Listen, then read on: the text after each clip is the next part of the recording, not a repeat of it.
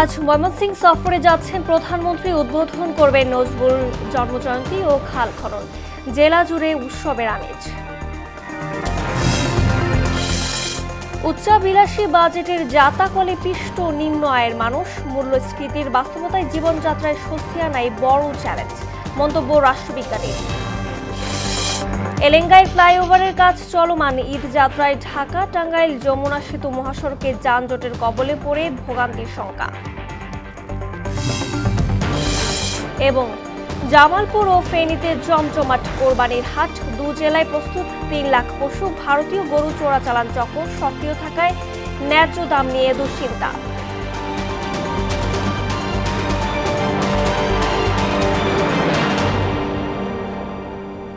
আসসালামু আলাইকুম। মোহনা সংবাদে সবাইকে স্বাগত। এতক্ষণ শুনছিলেন শিরোনাম, পুরো সংবাদের সঙ্গে আছে আমি রজনী রহমান। আজ ময়মনসিংহের ত্রিশালে যাবেন প্রধানমন্ত্রী। উদ্বোধন করবেন ৩ দিনের নজরুল জন্মজয়ন্তী উৎসবের। পাশাপাশি অংশ নেবেন খাল খনন কর্মসূচিতে। প্রধানমন্ত্রীর আগমন ঘিরে উৎসবের আমেজ বিরাজ করছে জেলা জুড়ে। এই উপলক্ষে সকল প্রস্তুতি সম্পন্ন করেছে প্রশাসন। ফারুক আহমেদের প্রতিবেদন, জানাচ্ছেন মাহমুদ আক্তার। ২৫শে মে জাতীয় কবি কাজী নজরুল ইসলামের জন্মজয়ন্তী উদযাপিত হতে যাচ্ছে কবির স্মৃতিবিজড়িত ময়মনসিংহের ত্রিশালে। ৩ দিনের অনুষ্ঠানমালার উদ্বোধনে কাল ত্রিশালে যাবেন প্রধানমন্ত্রী তারেক রহমান। সকল আয়োজন সম্পন্ন করতে কাজ করছে প্রশাসন। প্রধানমন্ত্রী তারেক রহমানের আগমনকে কেন্দ্র করে আনন্দে ভাসছে ত্রিশালবাসী। জন্মজয়ন্তী ও প্রধানমন্ত্রীকে বরণ করে নিতে প্রস্তুত তারা। এই অঞ্চলে ত্রিশালের জন্য একটা বিমানবন্দর স্থাপন হয় এবং দীর্ঘদিন যাবত ত্রিশালবাসী আরেকটা প্রত্যাশা ছিল যে ময়মনসিংহ মেডিকেলে প্রচুর রোগীর সমাগম হয়, সেই ইয়াটাকে কমানোর জন্য ত্রিশালের জন্য একটা মেডিকেল কলেজ ও হাসপাতাল স্থাপন করা হয়। প্রথমে ত্রিশালের বৈলরে প্রয়াত রাষ্ট্রপতি জিয়াউর রহমানের খননকৃত খালের পুনঃখনন কাজের উদ্বোধন করবেন সরকার প্রধান। প্রধানমন্ত্রীর আগমন উপলক্ষে ইতোমধ্যেই মাঠ মঞ্চ সাজসজ্জার শেষের দিকে বলে জানালেন জেলা প্রশাসক। আমাদের পুলিশ বিভিন্ন আমার বিশ্বাস পুলিশ বাহিনী এটা নিরাপত্তা চাদরে ঢেকে ফেলবে। জেলা পুলিশ তারা এই কবির নামে মেডিকেল কলেজ, বিমানবন্দর, সরকারি মহিলা ডিগ্রি কলেজ সহ বিভিন্ন প্রতিষ্ঠান নির্মাণ করার দাবি স্থানীয়দের। মাহমুদ আক্তার, মোহনা সংবাদ। বছর বছর বাজেটের আকার বাড়লেও সাধারণ মানুষকে সংসারের খরচ কাটছাট করতে হচ্ছে প্রতিনিয়ত। গেল কয়েক বছর উচ্চ মূল্যস্ফীতির জাতাকলে পিষ্ট নিম্ন ও সীমিত আয়ের মানুষ। স্বাধীনতার পর বাজেট আসে যায়, কিন্তু সাধারণের ভাগ্য একই থেকে যায়।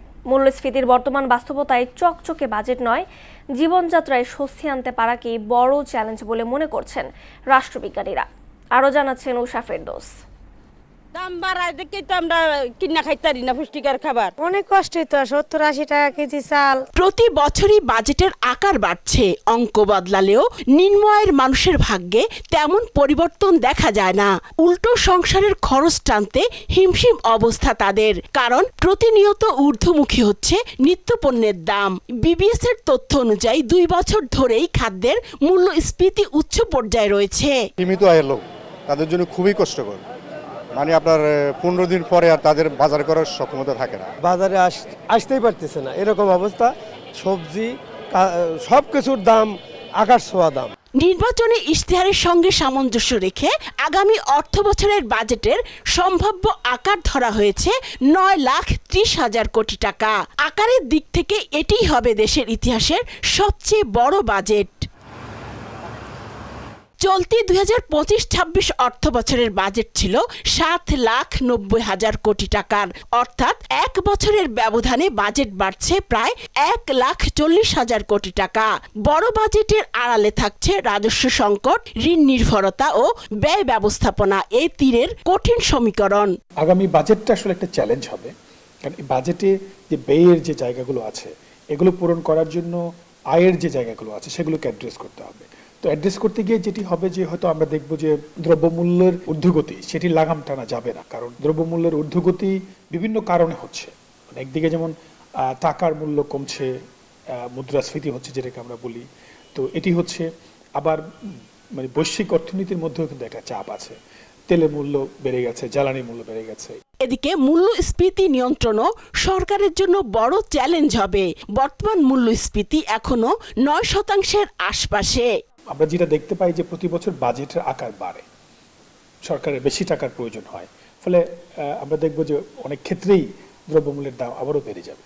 তো মানে বিভিন্ন কারণে আসলে দ্রব্যমূল্য কমার বিষয়টা আমি দেখছি না। রাষ্ট্রের উন্নয়ন তখনই অর্থবহ হয় যখন তা কংক্রিটের সহজ ছাড়িয়ে পৌঁছে যায় তৃণমূলের প্রতিটি ঘরে। এজন্য বাজেটের প্রকৃত সাফল্য মাপতে প্রবৃদ্ধির অঙ্কের পাশাপাশি মানুষের স্বস্তির বিষয়টিকেও মূল্যায়নের তাগিদ দেন বিশ্লেষকরা। উষা ফেরদৌস, মোহনা সংবাদ, ঢাকা। জাতীয় কবি গাজী নজরুল ইসলামের জন্মজয়ন্তীকে জাতীয় সম্প্রীতি দিবস হিসেবে ঘোষণা করার পক্ষে মত দিয়েছেন তথ্য ও সম্প্রচার মন্ত্রী জহিরউদ্দিন স্বপন। শুক্রবার সন্ধ্যায় শিল্পকলা একাডেমিতে জাতীয় পর্যায়ে 3 দিন ব্যাপী নজরুল জন্মজয়ন্তীর উদ্বোধনী অনুষ্ঠানে প্রধান অতিথির বক্তৃতায় তিনি এই মত দেন। অনুষ্ঠানে বিশেষ অতিথি ছিলেন পররাষ্ট্র মন্ত্রণালয়ের সংযুক্ত রাষ্ট্রদূত মুশফিক ফজল আনসারী। মুখ্য আলোচক ছিলেন জাতীয় প্রেস ক্লাবের সভাপতি কবি হাসান হাফিজ ও নজরুল গবেষক ডক্টর ইঞ্জিনিয়ার খালেকুজ্জামান। এদের সভাপতিত্ব করেন শিল্পকলা একাডেমির মহাপরিচালক রেজাউদ্দিন স্টালিন। আলোচনা ও জাতীয় কবির রচিত সঙ্গীত, নৃত্য ও আবৃত্তি দিয়ে সাজানো ছিল অনুষ্ঠান। ঈদ যাত্রায় ঢাকা টাঙ্গাইল যমুনা সেতু মহাসড়ক স্বস্তিদায়ক হবে নাকি ভোগান্তির কারণ হবে তা নিয়ে দেখা দিয়েছে শঙ্কা। কেননা ফিটনেসবিহীন যান ও সেতুর ধারণ ক্ষমতার অতিরিক্ত গাড়ি চলাচল এবং এলেঙ্গায় ফ্লাইওভারের কাজ চলমান থাকা আর সম্ভাব্য বৃষ্টি সব মিলিয়ে এবারও উত্তরবঙ্গগামী এই প্রধান সড়কে তীব্র যানজটের আশঙ্কা করছেন যাত্রী ও চালকরা। আলহাজ হোসেনের প্রতিবেদন, জানাচ্ছেন মিশাল বিনতে আনোয়ার। ঢাকা থেকে উত্তরবঙ্গগামী গুরুত্বপূর্ণ সড়ক ঢাকা টাঙ্গাইল মহাসড়ক। প্রতিদিন হাজার হাজার যানবাহন চলাচল করে এই পথে, আর ঈদ এলেই যানবাহনের চাপ বেড়ে যায় কয়েক গুণ। কিন্তু গাজীপুরের কালিয়াকৈর উপজেলার চন্দ্রা, সফিপুর, মৌচাক, পল্লী বিদ্যুৎ ও কালিয়াকৈর বাসস্ট্যান্ড এলাকায় মহাসড়কে অবাধে চলাচল করছে ব্যাটারি চালিত অটোরিকশা ও 3 হুইলার। এতে দূরপাল্লার যানবাহনের গতি কমছে। এছাড়াও মহাসড়কের দুই পাশে গড়ে ওঠা অস্থায়ী দোকানপাট যানবাহন চলাচলের জায়গা সংকুচিত করছে বলে অভিযোগ ভুক্তভোগীদের। অটো সব উল্টা মুল্টা আইয়া, ঠিক আছে, বিভিন্ন জায়গায় মনে করেন জাম করে থুয়া দেয়। অটো রিক্সা উল্টা পথে চলে, সরকার একটা আলাদা লেন করে দেয়। ওই রাস্তা ভাঙ্গার কারণে জাম, বাই পেলেই তো জাম বেশি, আমার কষ্ট হয় বাই পেলি। Main route, high route, auto rickshaw যেভাবে চলাফেরা করে তাতে বড় গাড়ি এলাকাও অনেক সমস্যা। ফুটপাতে রিক্সা মিক্সা থাকার পরে গাড়িগুলো জায়গা রাস্তার মাঝখানে কাল গাড়ি আছে, এরা বাইক চাপায় না, মাঝখানে দাঁড়ায় এরা যাত্রী মাত্রী ওঠায়, এর কারণে পিছনে তো আস্তে আস্তে জাম লাগাই যায়। জামালপুরের গাড়ি, টাঙ্গাইলের গাড়ি, এগুলো 3 লাইন 4 লাইন করে মনে করেন যে সিরিয়াল করে ব্লক করে রাখে। ফুটপাতে দোকান, কোনো মানুষজন খাড়াইতে পারবে না। একটু যানজট সৃষ্টি হয়, কারণ অনেক সময় গ্যাঞ্জাম করে ভাড়া নিয়ে। মহাসড়কে অটোরিকশা এবং ডিভাইডারই যানজট সৃষ্টির মূল কারণ বলে দাবি শ্রমিক নেতার। চন্দ্রা যে অপরিকল্পিতভাবে যে রুট হয়েছে, এই রুট যদি ঠিক না করে, ডিভাইডার যদি ঠিক না করে, তাহলে এই চন্দ্রা যানজট কোনোদিনই নিরসন করা সম্ভব না। ঈদযাত্রা যানজট মুক্ত ও নির্বিঘ্ন করতে সব ধরনের প্রস্তুতির কথা জানায় হাইওয়ে পুলিশ। চন্দ্রা মোড় কেন্দ্রিক কোনো ফুটপাথ থাকবে না, কোনো কাউন্টারও থাকবে না। প্রতি ঈদে প্রস্তুতি থাকে, এবারও তাই আছে, বরং এবার বেশি আছে। এবার আমরা আমাদের নিজস্ব যে শক্তি আছে এর পাশাপাশি 4 প্লাটুন এপিবিএন, মানে 150 প্রায় আমাদের এপিবিএন আমাদের সাথে কাজ করবে, যেন চন্দ্রা মোড়ে যানজট কম হয়, মানুষের যাত্রা যেন সহনীয় হয়, যেন সুন্দর হয়। সড়কে প্রশাসনের কঠোর নজরদারি ঈদে ঘরমুখো মানুষের যাত্রাকে স্বস্তিদায়ক করতে পারে, এমনটাই মনে করেন সবাই। মিশাল বিনতে আনোয়ার, মোহনা সংবাদ। রামিসা ধর্ষণ ও হত্যার প্রতিবাদে ফুঁসে উঠেছে দেশ। শুক্রবার দুপুরে মিরপুর 10-এ সড়ক অবরোধ করে বিক্ষুব্ধ জনতা, বন্ধ হয়ে যায় যান চলাচল। বিক্ষোভকারীরা বলছেন, ধর্ষণের বিচার না হওয়ায় রামিসার মতো ঘটনা বারবার ঘটছে। 1 সপ্তাহের মধ্যে দৃষ্টান্তমূলক বিচারের দাবিও জানান তারা। এদিকে বায়তুল মোকাররম সহ রাজধানীর বিভিন্ন এলাকায় বিক্ষোভ ও মানববন্ধন করেছে বিভিন্ন সংগঠন। বিজন কুমারকে সঙ্গে নিয়ে এমদাদুল হক খানের প্রতিবেদন। ফাঁসির আলা তাদের দিতে বলেন, খুব কষ্ট যে 4টা টুকরা একটা মেয়েকে কিভাবে করে তারা। এভাবেই কান্নায় ভেঙে পড়ে নিজের কন্যা সন্তানের নিরাপত্তা নিয়ে উদ্বিগ্ন একজন বাবা। বাচ্চা কিভাবে দর্শন করে তারা, দর্শন করে কাঁদে, এটা কি বলেন বাংলাদেশের মানুষের মধ্যে পড়ে এগুলা? এমন বাবার মতো সন্তানকে নিয়ে দুশ্চিন্তায় দেশের সকল অভিভাবকরা। তাই তো নিজের সন্তানের নিরাপত্তায় রামিসা হত্যার প্রতিবাদে রাজপথে হাজারো বাবা মা। সঙ্গে এসেছে তরুণ প্রজন্ম সহ রামিসার বয়সী শিশুরাও। বিচারের দাবি ছিল শিশুদের মুখেও। রামিসার হত্যার খুনিকে আমরা ফাঁসি চাই। বাত জুমা মিরপুরে অবরোধ করে বিক্ষোভকারীরা। এতে মিরপুরে বন্ধ হয়ে যায় যান চলাচল। তাদের গগন বিদারী স্লোগানে উত্তাল গোটা এলাকা। বিচারহীনতার সংস্কৃতি নিয়ে ক্ষোভ জানান বিক্ষুব্ধরা। রামিসার হত্যাকারীর বিচারে সময়ক্ষেপণ চান না তারা। আলটিমেটাম দেন 24 ঘন্টার। রামিসার মতো একটা ছোট মানুষ এমন নৃশংসভাবে হত্যা, মানে আমি কিছু যেদিন থেকে হত্যা হয়েছে সেদিন থেকে আমি আসলে ঠিকমতো খাওয়া দাওয়া করতে পারতেছি না, ঘুমাতে পারতেছি না। তদন্ত করার পরে একটা লোক যখন স্বীকার করেছে যে ভাই আমি দর্শন করছি, আমি এইভাবে করছি, এইরকম একটা লোককে আবার ডিএনএ টেস্ট কেন করা লাগবে? মানে আছে কোনো? এটা মজা না? আমাদের সাথে ভাই সরকার মজা করেন না। 3-4 টুকরো করছে, কল্লা কাটছে, হাতটা 2 খণ্ড করছে, ওরে আমরা চাই ওরে আইনা দিয়ে আমরা খণ্ড করি। জনগণের একটা দাবি, রামিসাকে যে হত্যা করেছে তার প্রসিডিওরগুলো, আইনি প্রসিডিওর দ্রুত শেষ করে তাকে সর্বোচ্চ শাস্তির আওতায় আনা হোক। এদিকে বাদ জুমা বাইতুল মোকাররম জাতীয় মসজিদে মুসল্লিদের ব্যানারে বিক্ষোভ মিছিল বের করা হয়। এতে অংশ নেন শতাধিক মুসল্লি। রাষ্ট্র বিচারের নামে প্রতিনিয়ত জনগণকে ধোঁকা দিচ্ছে বলে অভিযোগ করেন তারা। দাবি তোলেন রামিসার হত্যাকারীদের জনসম্মুখে ফাঁসি দেয়ার। এটা শুধুমাত্র রামিসার একটা ঘটনা না, এটা আসলে আমাদের সমাজের একটা সাধারণ চিত্রে পরিণত হয়েছে। একটা শিশুকে দেখে আমাদের আনন্দিত হওয়ার কথা, উৎফুল্লিত হওয়ার কথা, মমতা ভরে তাদেরকে আদর দেওয়ার কথা, সেখানে তারা হয়ে উঠেছে আমাদের সমাজে লালসার বস্তু। রাজধানী ছাড়াও দেশের বিভিন্ন এলাকায় রামিসা দর্শনপূর্বক হত্যার প্রতিবাদে বিক্ষোভ করেছেন বিভিন্ন শ্রেণী পেশার মানুষ। এমদাদুল হক খান, মোহনা সংবাদ, ঢাকা। ঈদুল আজহাকে ঘিরে জমে উঠেছে জামালপুর ও ফেনীতে কোরবানির পশুর প্রস্তুতি। 2 জেলায় প্রায় 3 লাখ কোরবানির পশু প্রস্তুত করেছেন খামারিরা। এদিকে ফেনীর সীমান্ত এলাকায় আবারও সক্রিয় হয়ে উঠেছে ভারতীয় গরু চোরাচালান চক্র। এতে ন্যায্য দাম পাওয়া নিয়ে দুশ্চিন্তায় সেখানকার খামারিরা। মাহমুদুল হাসান রিয়াদ ও সুরঞ্জিত নাগের তথ্যচিত্রে ডেস্ক রিপোর্ট।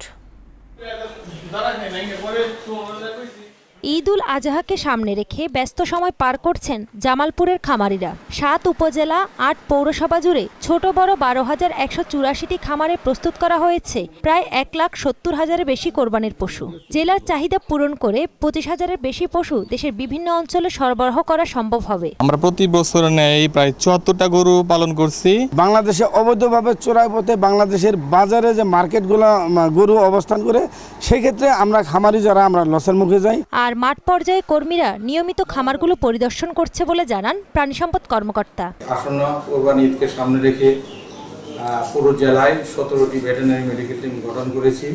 এই মেডিকেল টিমগুলো আমাদের জেলার যে কোরবানির বাজারগুলো থাকবে এই বাজার মনিটরিং করবে, গবাদি পশুর স্বাস্থ্য পরীক্ষা করবে। এদিকে ঈদুল আজহাকে কেন্দ্র করে ফেনীর সীমান্ত এলাকায় বাড়ছে ভারতীয় গরুর চোরাচালানের সংখ্যা। স্থানীয়দের অভিযোগ, ছাগলনাইয়া, ফুলগাজী ও পরশুরামের বিভিন্ন সীমান্ত পথ ব্যবহার করে একটি সংঘবদ্ধ চক্র অবৈধভাবে গরু দেশে প্রবেশ করানোর চেষ্টা করছে। পর্যাপ্ত ঘাসের ব্যবস্থা রয়েছে, সম্পূর্ণ অর্গানিক উপায়ে আমাদের এখানে গরু তৈরি হয়। বর্ডার দিয়া প্রতিনিয়ত গরু আসে, এখান দিয়া বিভিন্ন মানুষ রাত্রে আন্ধারে গরু নিয়ে আসে, আমরা প্রায় দেখি। খামারিরা বলছে গরুর খাদ্য, ঔষধ ও শ্রমিক খরচ বেড়ে যাওয়ায় এবার উৎপাদন ব্যয়ও বেড়েছে। এমন পরিস্থিতিতে ভারতীয় গরু বাজারে ঢুকলে লোকসানের আশঙ্কা রয়েছে।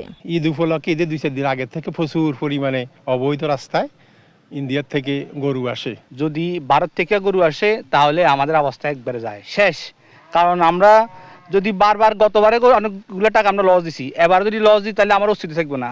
অবৈধ গরু প্রবেশ বন্ধ করা গেলে দেশীয় খামারিরা ন্যায্য মূল্য পাবে বলে আশা করছেন প্রাণী সম্পদ বিভাগ। বাহির থেকে গরু না আসে তাহলে আমাদের খামারিরা মোটামুটি লাভবান হবে এবং আমরা সবসময় সচেতন আছি যাতে বাহির থেকে কোনো গবাদি পশু, বিশেষ করে ইন্ডিয়া থেকে কোনো গবাদি পশু ঢুকতে না পারে। সীমান্তে কঠোর নজরদারি ও ধারাবাহিক অভিযান অব্যাহত রাখার দাবি জানিয়েছেন স্থানীয় খামারি ও সচেতন মহল। তাহসিন তারিন, মোহনা সংবাদ। গেল 24 ঘন্টায় সারা দেশে হাম ও এর উপসর্গে 11 শিশুর মৃত্যু হয়েছে। এ সময় নতুন করে 1315 জনের শরীরে হামের উপসর্গ পাওয়া গেছে। স্বাস্থ্য অধিদপ্তরের নিয়মিত প্রতিবেদনে এসব তথ্য জানানো হয়।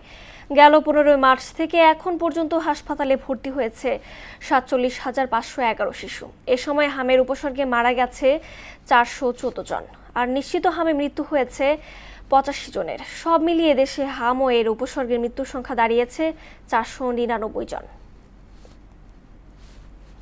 ঝিনাইদহ শহরে এনসিপি মুখ্য সংগঠক নাসির উদ্দিন পাটোয়ারি সহ কেন্দ্রীয় নেতাদের উপর হামলা, মারপিট ও ছিনতাইয়ের অভিযোগে মামলা হয়েছে। মামলায় ছাত্রদলের 8 নেতার নাম সহ অজ্ঞাতনামা আরও 110 থেকে 115 জনকে আসামি করা হয়েছে। শুক্রবার রাতে ঝিনাইদহ সদর থানায় মামলাটি দায়ের করেন এনসিপির কেন্দ্রীয় যুগ্ম সদস্য সচিব তারিকুল ইসলাম তারেক রেজা। মামলা দায়েরের পর দ্রুত আসামিদের আইনের আওতায় আনার দাবি জানান এনসিপির নেতৃবৃন্দ। এদিকে মামলা দায়ের হওয়ার পর ঝিনাইদহ শহরে বিক্ষোভ মিছিল বের করে বিএনপি ছাত্রদল ও অঙ্গ সংগঠনের নেতাকর্মীরা। পরে জেলা বিএনপি নেতৃবৃন্দ কর্মীদের শান্ত করে থানার সামনে থেকে সরিয়ে নিলে পুলিশ পাহারায় পাটোয়ারি সহ অন্যান্যদের নিরাপদে বের করে দেওয়া হয়। আমি আশা করছি ন্যায় বিচার, এবং ন্যায় বিচারের জন্য আমরা লড়ে যাব, সর্বোচ্চ লড়াইটা করব। আমরা দেখবো এরপরে আমাদের জাস্টিস সিস্টেমটা। তারা দুপুর থেকে আমাদেরকে ঝুলিয়ে রেখেছে, বিদ্যুৎ বন্ধ করে দিয়েছিল। আমরা সুনির্দিষ্ট তথ্য প্রমাণের ভিত্তিতে 8 জনের নামে মামলা দিয়েছি। এটি ছিনতাইয়ের মামলাও আছে সেখানে, কারণ আমাদের ক্যামেরা, মোবাইল সবকিছু তারা চুরি করে নিয়ে গিয়েছে। এবং আমরা আশা করব উত্তম এবং ন্যায় বিচার পাবো। অল্প সময়ের মধ্যে ঈদ যাত্রা নির্বিঘ্ন করা চ্যালেঞ্জিং হলেও এবার যাত্রা স্বস্তির হবে বলে জানিয়েছেন সড়ক পরিবহন ও সেতুমন্ত্রী রবিউল আলম। শুক্রবার কুমিল্লায় বিআরটিএ ট্রাস্টি বোর্ড ও বাংলাদেশ রেলওয়ে কর্তৃক কুমিল্লা জেলায় সড়ক দুর্ঘটনায় ক্ষতিগ্রস্তদের মধ্যে চেক বিতরণ ও সড়ক দুর্ঘটনা প্রতিরোধে গণসচেতনতামূলক অনুষ্ঠানে তিনি এই কথা বলেন। দেশের অবকাঠামো ও পরিবহন ব্যবস্থার কারণে ঈদ যাত্রা কঠিন হয়ে পড়ে উল্লেখ করে তিনি আরও জানান, জনগণ সচেতন হলে এবং আবহাওয়া অনুকূলে থাকলে এবারের ঈদ যাত্রা স্বস্তির হবে। একটা বড় চ্যালেঞ্জ আমাদের যে অবকাঠামো, আমাদের যে আপনার ধরেন বাস, ট্রাক, যানবাহন যা আছে, এটা বড় চ্যালেঞ্জ হয়ে যায় 3 দিনের মধ্যে। এটাকে একেবারে ম্যানেজ করে নির্বিঘ্নে যাতায়াতটা আরামদায়ক করা, স্বস্তিতে করা একটু চ্যালেঞ্জ। তো সেই চ্যালেঞ্জ যেগুলি আছে সেগুলি আমরা সমাধান করার চেষ্টা করছি। আমি ধারণা করছি বা মনে করছি আপনাদের সবাই সহযোগিতা থাকলে, জনগণ একটু সচেতন হলে, আবার প্রাকৃতিক দুর্যোগ যদি আবার না হয়, তাহলে আমার মনে হয় যে মানুষ স্বস্তিতে এবার ঈদ যাত্রা নিশ্চিত করতে পারবো। দেশের 4 জেলার উপর দিয়ে বয়ে যাচ্ছে মৃদু তাপ প্রবাহ। বর্ষা শুরুর আগ পর্যন্ত এই তাপ প্রবাহ থাকবে বলে জানিয়েছেন আবহাওয়া অধিদপ্তর। কয়েক জেলায় তাপ প্রবাহ চললেও দেশের উত্তর ও উত্তর পূর্বাঞ্চলের বেশ কয়েকটি জেলায় বজ্রসহ বৃষ্টি অব্যাহত রয়েছে।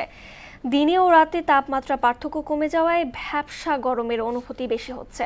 আরও জানাচ্ছেন মফিউর রহমান। ঋতুচক্রে দেশের আবহাওয়ায় এখন চলছে গ্রীষ্মকাল। এই সময় সাধারণত দেশের তাপমাত্রা অনেক বেশি থাকে, সেই সঙ্গে বেশি থাকে গরমের অনুভূতি। এবারও তার ব্যতিক্রম নয়। এরই মধ্যে দেশের খুলনা, যশোর, সাতক্ষীরা ও বাগেরহাট জেলায় মৃদু তাপপ্রবাহ চলছে। খুলনা বিভাগের 4টি জেলার মধ্যে আপনার মৃদু ধরনের তাপপ্রবাহ বয়ে চলেছে, এবং এই তাপপ্রবাহ আমরা আশা করছি যে সামনের কয়েকদিনও এটা অব্যাহত থাকতে পারে। আবহাওয়া অধিদপ্তর বলছে, বৃষ্টিপাত কমে যাওয়ার পাশাপাশি বায়ুমণ্ডলে জলীয় বাষ্পের পরিমাণ বেশি হওয়ায় দিন ও রাতে তাপমাত্রার পার্থক্য অনেক কমে গেছে, ফলে গরমের অনুভূতি বেশি হচ্ছে।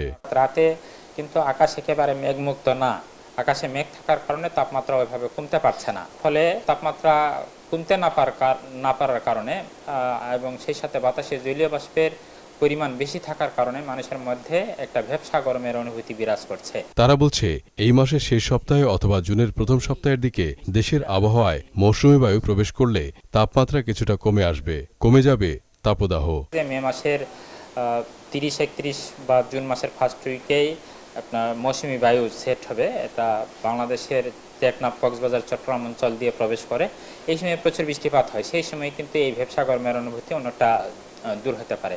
দেশের মধ্য থেকে দক্ষিণাঞ্চলের দিকে তাপপ্রবাহ থাকলেও বৃষ্টিপাত অব্যাহত আছে দেশের উত্তর পূর্বাঞ্চলের জেলাগুলোতে, আর তাই বজ্রপাত সতর্কতা জারি রয়েছে ওইসব জেলাগুলোতে। খোলা আকাশের নিচে না থাকে যদি আমরা নিরাপদ ছাউনির নিচে অবস্থান করি, তাহলে বজ্রপাত থেকে আমরা নিজেদেরকে রক্ষা করতে পারি। এবং সেই সাথে উঁচু গাছের নিচে অবস্থান করা যাবে না, বৈদ্যুতিক খুঁটির নিচে অবস্থান করা যাবে না। এই সময়ের বৃষ্টি শীতল হওয়ায় মানুষকে না ভেজারও পরামর্শ দেন আবহাওয়াবিদরা। মফিউর রহমান, মোহনা সংবাদ, ঢাকা। বিএনপি সরকারের নির্বাচনী ইশতেহারের শক্তিশালী আশ্বাস ছিল খাল খনন কর্মসূচি, যা বদলে দিতে পারে দেশের কৃষি অর্থনীতিকে। এমন বাস্তবতায় এই কর্মসূচিতে এক ধাপ এগিয়ে কুষ্টিয়ার খোকসা। খাল খনন কাজের উদ্বোধনের সঙ্গে সঙ্গে এতে স্বেচ্ছাশ্রমে অংশ নেন বিএনপি ও সহযোগী সংগঠনের নেতাকর্মীরা। স্থানীয়দের কাছে এটি হয়ে উঠেছে জনসম্পৃক্ত উন্নয়নের এক বিরল দৃষ্টান্ত। কুষ্টিয়ার কুমারখালী থেকে পার্থসারথী ঘোষের পাঠানো তথ্যচিত্রে বিস্তারিত জানাচ্ছেন ডলি বিনতে মনোয়ারা।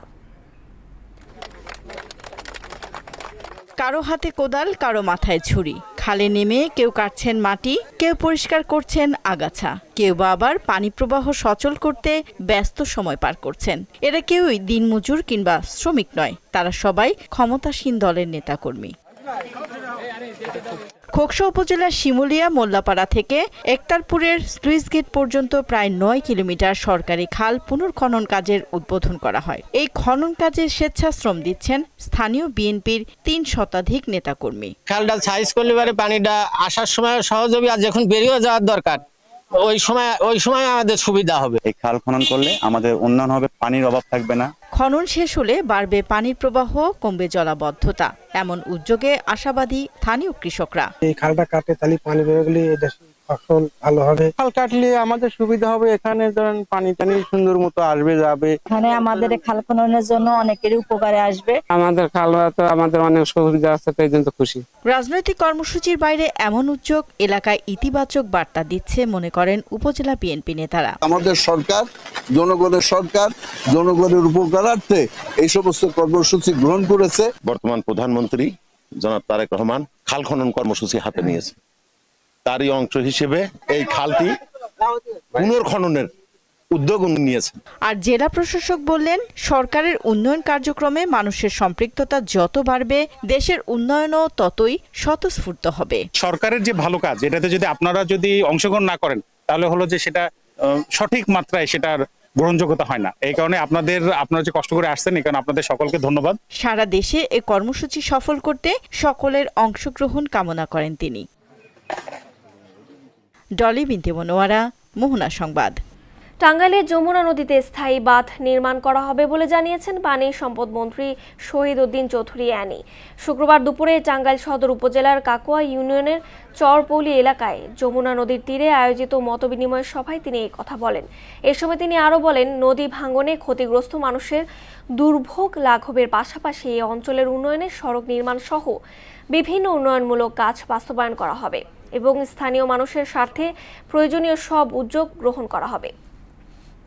এই অঞ্চলে একটা স্থায়ী বাঁধ নির্মাণ করব, যেটা হলো চরপৌলি থেকে আমাদের এই যে অমরপুর নামক স্থান পর্যন্ত বন্যা নিয়ন্ত্রণ বাঁধ। এই কাজ ইমিডিয়েট আমরা শুরু করার জন্য ব্যবস্থা নিব।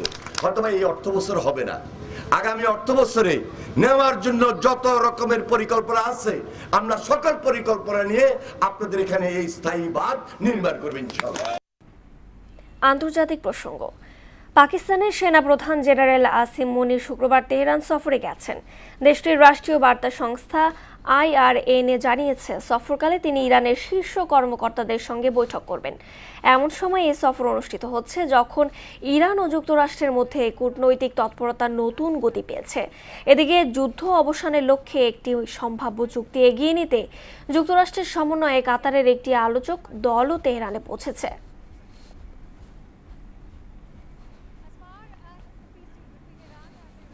যুক্তরাষ্ট্রের জাতীয় গোয়েন্দা বিভাগের পরিচালক পদ থেকে পদত্যাগ করছেন তুলসী গ্যাবার্ড। তার স্বামী বিরল এক ধরনের হাড়ের ক্যান্সারে আক্রান্ত হওয়ায় পরিবারের পাশে থাকার সিদ্ধান্ত নিয়েছেন তিনি। মার্কিন সংবাদ মাধ্যম ফক্স নিউজ এই তথ্য জানিয়েছে। প্রতিবেদনে বলা হয়, শুক্রবার ওভাল অফিসে এক বৈঠকে প্রেসিডেন্ট ডোনাল্ড ট্রাম্পকে নিজের সিদ্ধান্তের কথা জানান গ্যাবার্ড। আগামী 30 জুন তার শেষ কার্যদিবস হতে পারে বলে ধারণা করা হচ্ছে।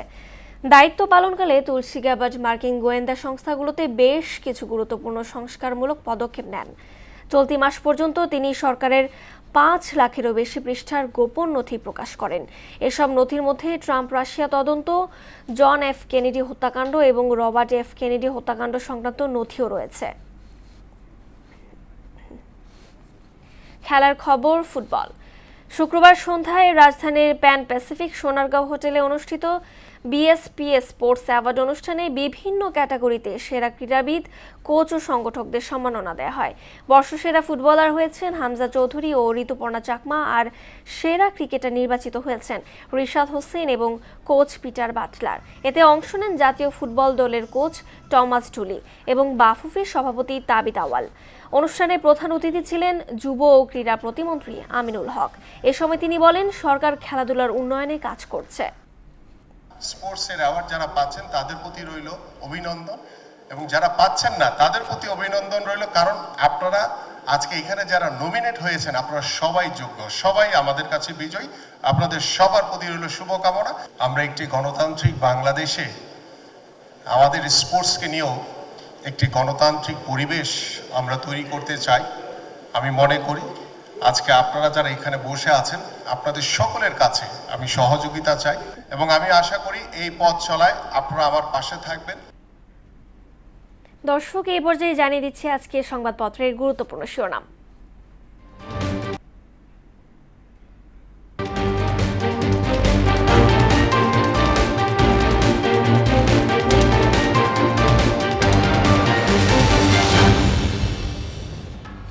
দর্শক, শুরুতেই জানিয়ে দিব প্রথম আলো সংবাদপত্রের শিরোনাম। পশুরহাট নিয়ন্ত্রণে পুরনো ধারা, শিশু হত্যার দ্রুত বিচার চেয়ে বিক্ষোভ, ঢাকার সড়কে এআই জাদু। দৈনিক ইত্তেফাক, প্রতিষ্ঠান দখলে নিতে পুলিশের সঙ্গে মিলেমিশে মিথ্যা মামলা, হাম ও হামের উপসর্গে মোট মৃত্যু 500 ছুঁই। শিশু ধর্ষণ হত্যাসহ নিষ্ঠুর অপরাধ বাড়াচ্ছে মাদক। সমকাল শিরোনাম করেছে, অভিযানে গিয়ে বারবার আক্রান্ত হচ্ছে পুলিশ। ঢাকাসহ সারা দেশে প্রতিবাদ বিক্ষোভ, সড়ক অবরোধ। হাম ও উপসর্গে 68 দিনে 499 শিশুর মৃত্যু। বাংলাদেশ প্রতিদিন, স্বপ্নের ঘরে দুঃস্বপ্নের জীবন। বেগম জিয়া পরিবারকে গ্রেফতারের মাস্টারমাইন্ড মতি মাহফুজ। সাইকোপ্যাথের বলি শিশুরা। যুগান্তর শিরোনাম করেছে, হাম কেড়ে নিল 500 প্রাণ, এত শিশু মৃত্যুর দায় কার? বিআইডব্লিউটিসিতে আধিপত্য বিস্তার, রাব্বি রাজার দাপটে তছনছ নিয়মনীতি। শিশু রামিসা হত্যা বিচার দাবিতে ক্ষোভে ফুঁসছে মানুষ।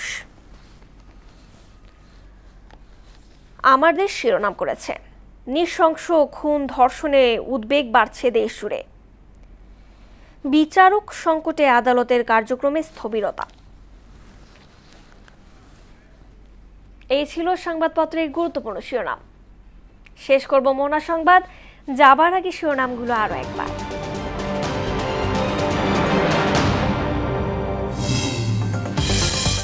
আজ ময়মনসিংহ সফরে যাচ্ছেন প্রধানমন্ত্রী। উদ্বোধন করবেন নজরুল জন্মজয়ন্তী ও খাল খনন। জেলা জুড়ে উৎসবের আমেজ।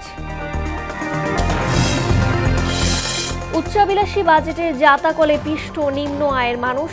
মূল্যস্ফীতির বাস্তবতায় জীবনযাত্রায় স্বস্তি আনায় বড় চ্যালেঞ্জ, মন্তব্য রাষ্ট্রবিজ্ঞানী। এলেঙ্গায় ফ্লাইওভারের কাজ চলমান। ঈদ যাত্রায় ঢাকা টাঙ্গাইল যমুনা সেতু মহাসড়কে যানজটের কবলে পড়ে ভোগান্তির শঙ্কা।